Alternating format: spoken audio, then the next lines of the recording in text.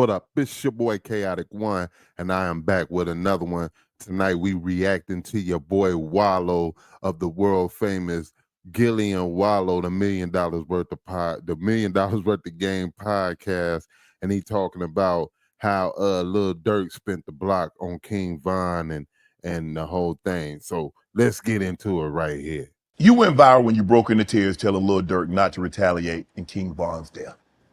You know, it was so emotional because Durk, he said, I need you to come here, right? He said, we could do it in Miami, whatever, but I need you to come here because I need you to talk to these. That's what he told me. Mm-hmm. He said, I need you to talk to him, Wallo. I need you to talk to him. I said, all right, I got him.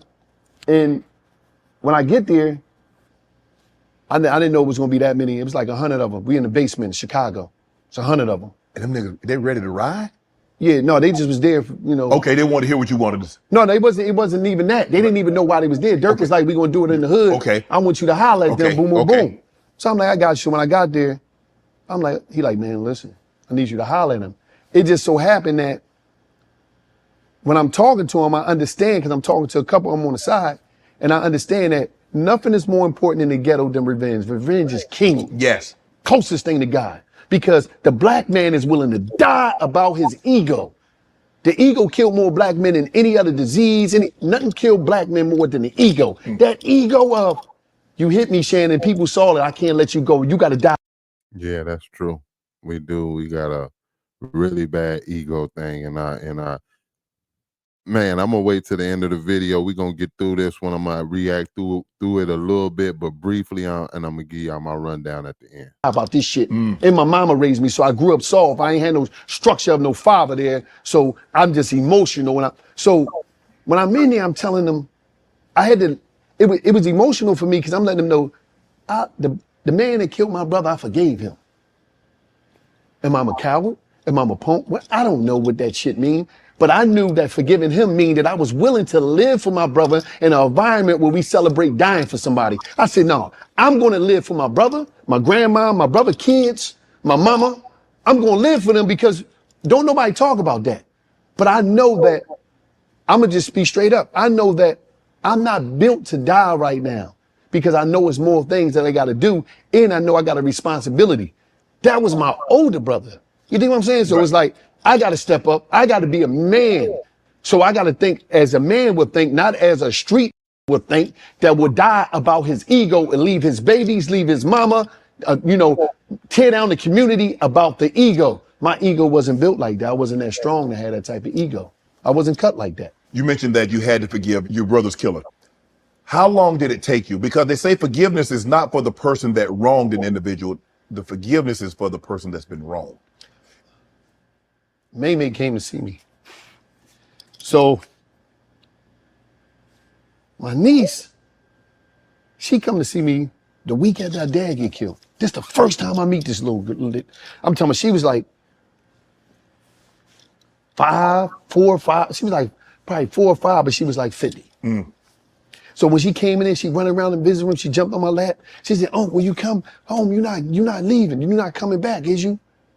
I'm like, no, I'm not coming back. She said, I need you to take me here. She telling me all this stuff.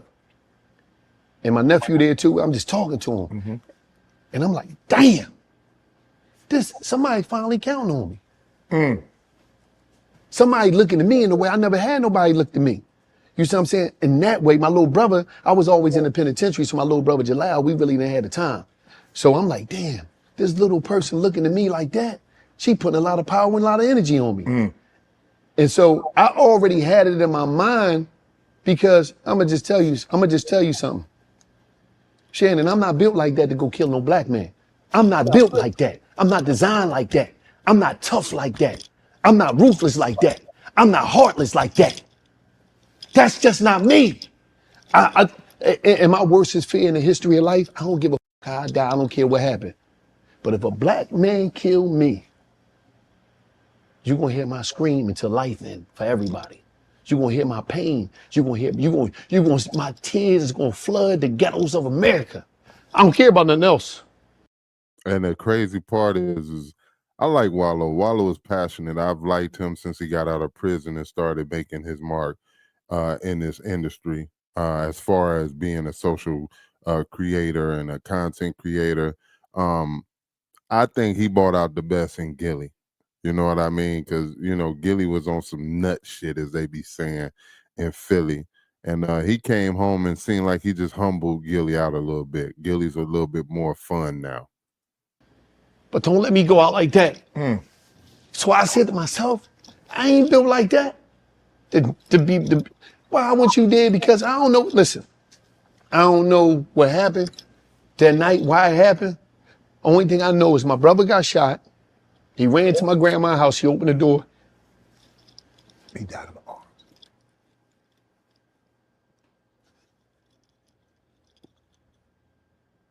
I ain't built like that to see nobody else go out like that. I ain't built like that. I ain't cut like that, Shannon.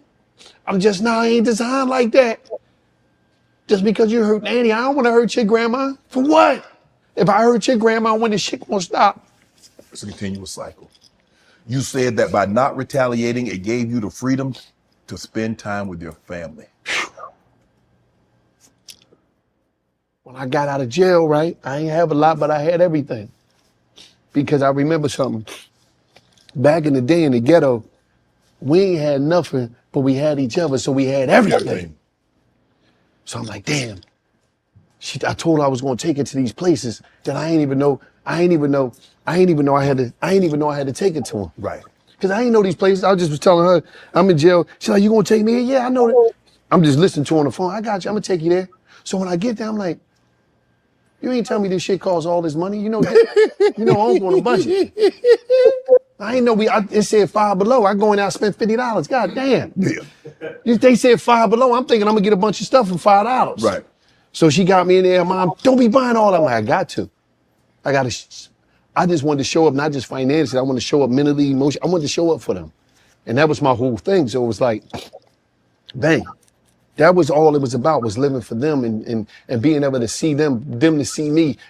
For me to be an example to my niece and nephew and them, and even for my grandma, like, boy, you could do something with yourself. Because I wanted to prove Nanny right. She always said, you special. But I'm like, special? What you mean? Why would I be special? I'm thinking she crazy, telling me I'm special. I live in the ghetto. I didn't know you could be special coming from the ghetto. Durk said, this mofo really dropping tears for this ish. Do you feel like he heard what you were saying? Do you feel like the guy, not only did they listen, because a lot of times people listen to respond, but did they listen to understand what you were saying? I hollered at a lot of them afterwards. Some of them would call me. Nope. It's not about them listening, it's about conditioning. It's about environmental. You can listen to everything that I say, but a lot of time, as I'm still growing, I don't have the resources to remove you from the danger that you're up against every day. A lot of things these young brothers, they do here, they smart. A lot of them are smart. But their environment don't allow them to grow. Because I can't move out of this environment right here. And I know them dudes down them block, they want to kill me. I got to protect myself. I want to kill. So it's deep. We tell these kids a lot of things. And all we do is criticize young black male every way possible. We criticize them as much as possible, but we don't bring no resources. You know how many people make money off of just criticizing us and talking down on not just us, it's black people. Mm-hmm. But they don't got no, okay, you criticizing us. You got all these gigantic platforms. What we doing is cool, Shannon, but they got huge media platforms where they just want to tear the people down in the black community, but they ain't coming up with no solution and they ain't bringing no funding. Mm-hmm. So I can tell these young brothers this, that, and the third, but they still got to take care of their baby and they got to figure out the only way that they know. And in order to really take somebody to another level, you got to have time, energy, and resources to deprogram them so you can reprogram them. The programming was hit. The dehumanization of black people by black people was strong. This is some shit that we done. It started from when a little boy is young and he playing on the swing and he fall, he start crying. Boy, be tough, don't cry. We're taught to ignore and bury our emotions and our feelings and our vulnerability. That's not cool, that's not tough. So all that stuff right there is a real big programming that took place by us alone. So how do we come up out of that? It's going to be deep. It's going to take a lot. How does one outgrow the environmental aspects, the constraints in which he or she is brought up in, if they're not removed from that environment, because the fish is only going to get so big if the tank is not conducive for it to grow. A tree is only going to get so big if their environment is not conducive. So if you just put a tree in a tub, it's only going to get as big as the tub allows. Now, if you take that tree out of a tub and let it. The funny part is I think out of all the Shannon Sharp, Shay Shay Club, Shay Shay interviews I've watched, this is probably the one they done dropped the most sensible gems in that make a lot of sense. Don't get me wrong, he's done some interviews and had great points. Of course, he had Cat Williams on. You know, that went super, double, triple, quadruple, quadruple viral. And, you know, he done had a lot of interviews and a lot of things have been said. But I would say this is one of the most heartfelt ones that I have seen. And that's Wallo. Every time I see Wallo, he's always encouraging, uplifting, or everything. It would really shock me that he's not the person that he portrays. Grow in a 50-acre field, it can grow, it can flourish. How difficult is it to reprogram? You said reprogram so I can program in the right aspect. How difficult is it to do that? In the history of our community, the people that was able to do that, it was a few. Educational relocation is the greatest thing that happened to college. See, a lot of people talk, oh, you don't need college. Oh, we understand that you might come out and have bills, but college exposed you to other cultures. See, the hood lack exposure to the world. And a lot of times you don't never think about everybody that left. Mostly everybody that left, you never really see them come back because they meet other towns, they get relationships with people, and they go. Mm-hmm. They go and they see the world. They're the ones that come back. Most of the time, them people that go and get the education, they're the strongholds of the family. They're the ones that the family count on. Call your uncle, call your aunt. She down there, she's a doctor, she's a lawyer, we gotta start educating ourselves, making sure the kids is educated, putting books in their hand over tablets. We gotta start there because I'm not gonna say we had the point of no return, but some people is just stuck and they're using that as a badge of honor. Sometimes in our hood, ignorance is a badge of honor. It's a cool thing. Nobody wanna, we can't say that about, because anytime black people say things about black people, they ain't supposed to say that out loud or whatever. I don't know how that shit can. Yeah, that's crazy. Yeah. But sometimes it's a badge of honor. Oh, I'm this. Think about it. We put on a pedestal the criminals. American way. The American way. At the end of the day, we love the successful criminal. We love Tony Soprano. We love Scarface. We love Michael Corleone. Mm-hmm. This is proof. The Big Meaches, we can't forget about them. The Rick Rosses, the real Rick Ross, not that imposter. We do glorify and we love the gangsters for some reason. Judge, the lawyer, the district attorney, the presidents, all them people, they love the movies. So the programming is deep. How difficult is it to really break a cycle when, you see a father that goes to jail, he had brothers that go to jail, and now you see a kid, the only thing that he knows is disruption, corruption. How difficult is that, Wallo? I'm a product of generational incarceration. My stepfather, Hip, he was in Dallas Penitentiary in the 80s. Me and him were cellmates in Dallas Penitentiary by 1998. By 2005, me and my brother Steve were cellmates in Dallas Penitentiary. And there's a picture of me, it's inside of the book. Me, Hip, and Steve on a visit when I was a kid. And we all wound up being in that same prison. Wow. It's a cycle because prison is you gotta think about this. Mm-hmm. There's the ghettos of America build communities. Mm-hmm. And when I say the ghettos of America build communities, this is what happened. As we do so much crime in the inner cities of America, there are small towns in America, middle of Pennsylvania, middle of Ohio, middle of California, where, population is up. Then one day you just see this landfill, you see some construction workers come. And then a truck, these 18-wheelers come, a bunch of them.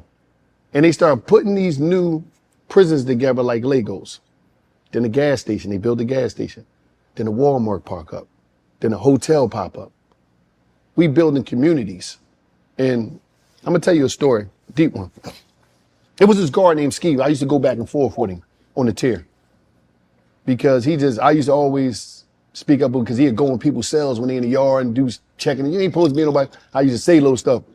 So we used to battle. One day he set me down. I go to the bubble to get some legal mail, because when you get the legal mail, you got to sign for it. And he said something strong to me. I never forgot this. He said, "Come here, Peoples." That's my last name. I said, "What, man? What you want, man? I'm just signing for my mail." He said, "Look."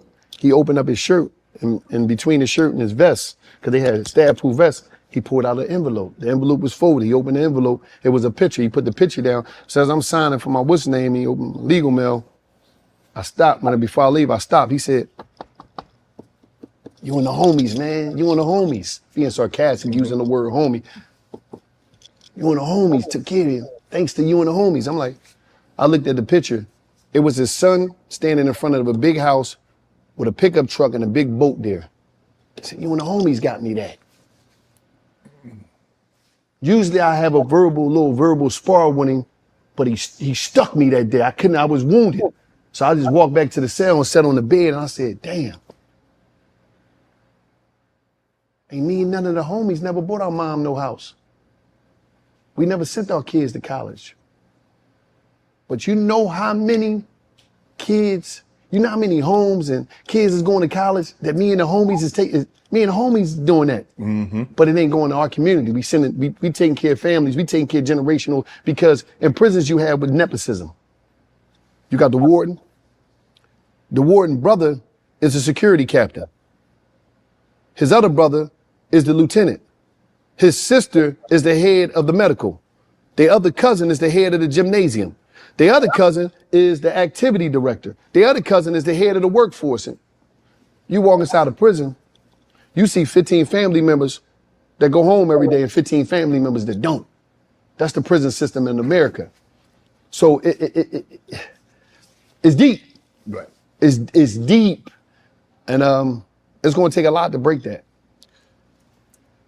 Why is it that a lot of times that you see rappers and they rap about that, they've made money, millions, and they still go back to that culture? Why can't they let that go? Why can't they escape that one? Because in the ghetto, everything is about. I'm going to get my analogy for him. I believe they do it because in the ghetto, everything seems to be cool under those pretenses. Like, instead of leaving, it's cool to come back when you should be trying to leave and get away. But I said I'm going to get my rebuttal at the end. Ego. You got to prove to the dudes, the ops, or whoever they is. Everybody want to prove to the people that they're doing better than that they still real. Yeah. See? You mean you real? You just bought your mama a house. That's real enough. But it got to be, people want to prove that I ain't no chump. I ain't no turkey. Listen, let me tell you something, man. You just rap some songs, right? I'm talking about you went in the studio, rap some songs. You got that publishing money. You got a bunch of money. It depends on how your deal structure. You got all that tour money. You got 10, 15 million in the bank. I think it's about time to start being a pussy, man. I think it's about time to start being a pussy. I'm just being real because, I'm not the one designed, and I'm not built like that to tell you some bullshit, Shannon, to say be tough. No, everybody else telling you to be tough. I'm not going to tell you that. I think because all the rich people, I don't think they trying to worry about what somebody's saying about them from a neighborhood that's still trying to figure out life. Right. So I think it's cool to not be that tough no more, man. Master P said something last night on our live show. He said sometimes, man, people be trying to get you to trick off your position, like you in a great position, and they. No. A lot of people foul out. They get you to crash out. Yeah, because you told them that, look, you gonna finesse yourselves out of this position. Your family, like you got your family in a great situation, and you gonna let somebody finesse you out of it. But what did I tell you early in the interview? The ego is the number one killer of black man. It's the number one finesser out of the position. Like, Shannon, how many people say some crazy stuff about you? Just imagine if you just, if you just reacted to everything. A lot of times it don't even be that people don't like you. It be that people can't get around you and utilize your resources and utilize you. A lot of people, you see them, you might see somebody say something on the joint. I know you got a memory. You be like, they'll see you, Shannon, what's up? You be like, why you say that stuff about me, man? No, man, I was just, no, man. A lot of people just be wanting to hug, Shannon. They just be wanting some love. They just be wanting to get embraced. And they don't know how to go about that. You utilize the proper channels to say, damn, Shane, I'm trying to do something with you, man. At the time right, at the time right, can I get on your show? Right. Or whatever it may be. People don't know how to do that. Want to join Club Shay Shay? Become an official member by hitting that subscribe button where you never. That's facts, though. Now, here's my rebuttal on the whole situation. Wallo is a thorough dude, so I could imagine him being sitting in a room of 100 people and dropping them jewels. I'm almost sure about if it's 100. I'm almost sure that day when he dropped them jewels for Lil Durk, he probably touched maybe I say 20, 25 people who at least thought about what he said. You know what I mean? He probably had a good percentage of 40 to 50 people that was like, oh, this nigga's crying. Oh, he's soft. You know what I mean? Because this is how we are. We judge each other based off of everything. But like I said, Wallo I like him. I like that he came home from prison, changed his whole life around, got on the internet, started doing his thing as far as content creating. And I feel like he really had a big influence on changing Gilly around, because Gilly before that, Gilly was kind of on some nut stuff. Like he really was like talking really tough and doing the whole tough guy thing that don't get me wrong, he has always talked about money ever since I've been up on Gilly, but he was kind of acting tough. Now he seems like he's a little bit more humble. He's a little bit more focused on getting to the bag and everything. And I think Wallo got a lot to do with that. You know what I mean? And as far as Von, he listened to the internet, spinning the block for Von. And look where he at right now. You know what I mean? Look where Von's at. Look where he at. I mean, it's just a cycle that we all got to do better, you know, and you can't perpetuate that type of energy out there and then try to come back and take it back. It's too late. You know what I mean? And that's what Von was doing. He was trying to clean up himself and his image and everything. But man, you already put the smut out there, bro. You know what I mean? So you got to live with that. It's just that we hope that the next generation sees these storylines and learns better than worse. You feel what I'm saying? So on that note, it's your boy Kaotic One, and I reacted to Wallo of Gilly and Wallo's $1 Million podcast, $1 million worth of game podcast, right here on KMHP TV. Shout out to Club Shay Shay. Y'all already know how we get down. One of the most dopest interviews right there. Shout out to Wallo. I hope you see this one day, bruh. And on that note, hit that subscribe button, hit the notification bell if you like this video, and join the KMHP family. And let's talk about it in the comment section, man. Is Wallo one of them dudes who's talking real, or is he talking crazy? If you say he talking crazy, something wrong with you. And on that note, it's your boy. I'm Mahalo. Peace.